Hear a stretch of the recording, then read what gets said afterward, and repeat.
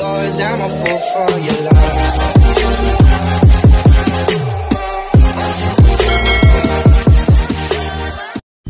Good day mga ka-sports natin dyan. Underdog Zeus Coffee na challenge ang Creamline Cool Smashers. Marami talagang mga nagsilabasan na naman at nagsilitawan ng mga bashers ng Creamline Cool Smashers sapagkat kitang-kita naman raw kasi na hirap ang Creamline Cool Smashers pagdating sa laban nila sa Zeus Coffee. Marami pa ngang mga netizen na ikinukumpara ang naging performance ng Akari at ng Zeus Coffee kontra naman sa naging laban ng Creamline sa Zeus Coffee sa kasalukuyan.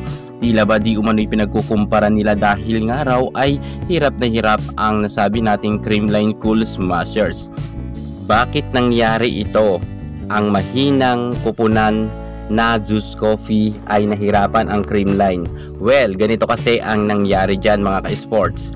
Bumunungan ng 33 na error ang nasabi nating Creamline Cool Smashers at dahil nga sa error na napakalaking yan na naipuntos ng Zeus Coffee. Dahil nga counted sa Zeus Coffee sa sobrang dami kasing error ng Creamline. Pero kahit sabihin natin na sobrang dami ng error ng Creamline Cool Smashers, hanggang sa dulo naman ng laban ay nanatili pa rin matatag ang Creamline at naipanalo pa rin nila ang laban hanggang sa inabot man ito ng 5th set at ng unang pagkakataon nga na maging nagkaroon ng set point ang Creamline ay hindi na nila pinagbigyan ng pag-asa ang nasabi nating Zeus Coffee. Dito, kinakailangan kasi na pag sa 5th set ay mas lalong patatagin ng Zeus Coffee ang kanilang loob para kung gusto nilang matalo talaga ang Creamline.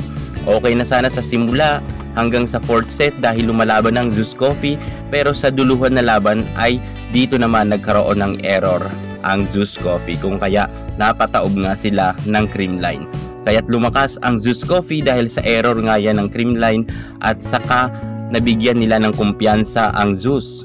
Nagsimula kasi ang sunod-sunod na error nang ipinasok nga ni Coach Meneses ang kanyang mga bench sa first set at nagtuloy-tuloy nga to hanggang sa 4th set kung saan medyo inaalat nga ang Creamline, pero gayunpaman nasampal ng katotohanan ang mga bashers ng Creamline dahil nga panalo pa rin ang Creamline sa kabila ng napakarami nitong error.